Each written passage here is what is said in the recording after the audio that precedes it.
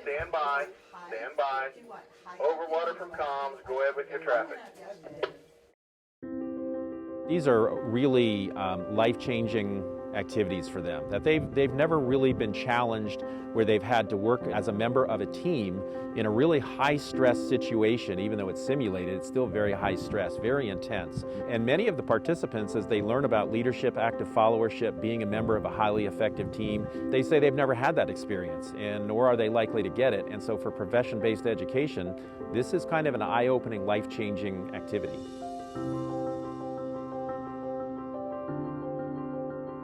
Hi, my name is Mark Carson. My position at MoHope this year was I ran the Advanced Emergency Operations Center module. Missouri Hope is a domestic disaster field training exercise that's really high intensity and really realistic. What we do is make it a faculty-led but student-run exercise. We give students an opportunity to do something that they probably won't experience unless they go to the military or law enforcement. It's a chance to be part of a rescue team that faces really significant challenges like a mass casualty incident, an overwater rescue, a high-angle rescue, and additionally to learn how to purify water so people have drinking water. When we decided that we were going to do it here at Northwest, the first year we just did it with Northwest resources. And one of the things is that the entire campus of Northwest is committed to the success. Of course, we have the participants, and then we have the students who serve as the staff members. You might be a controller evaluator for the team, which is where we work on the process skills of leadership,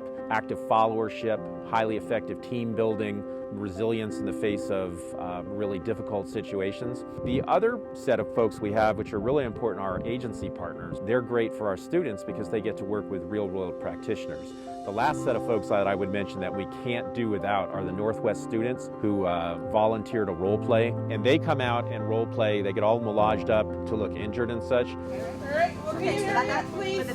And then they're great actors, and they really provide realism to it. And we typically have about 150, 200 students do that. We couldn't do it without them. That role player thing is actually an emergency and disaster management program recruiting technique. People are like, that was so cool. I think I want to look into this as a major. We're like, come on down.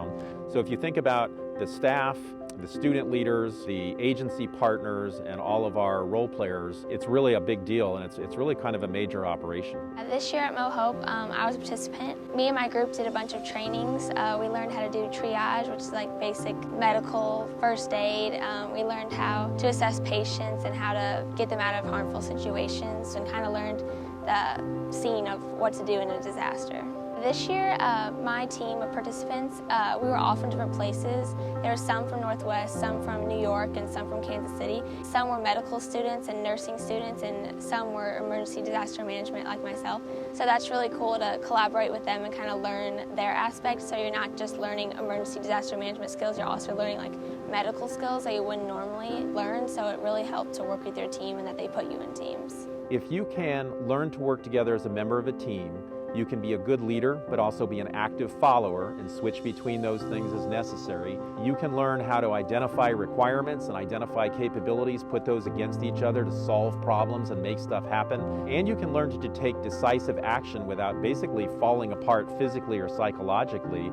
Those are huge lessons for anybody, and I'm pretty sure that any employer would say, wow, we're happy to have people with that kind of experience. I learned from the participants and the staff leading it how important this is, because before I joined emergency disaster management, I didn't know, I knew it was important, but I didn't know all that came into it. So learning from the participants and staff, all their roles and what they've done in their lives. I worked in organizations ranging from a few people up to literally thousands of people that I can bring to the table. By essentially bringing that experience, I can share that. I can help folks to learn how to work as a staff member, to basically teach them the importance of all of those things and how complicated it is to work on an organizational staff.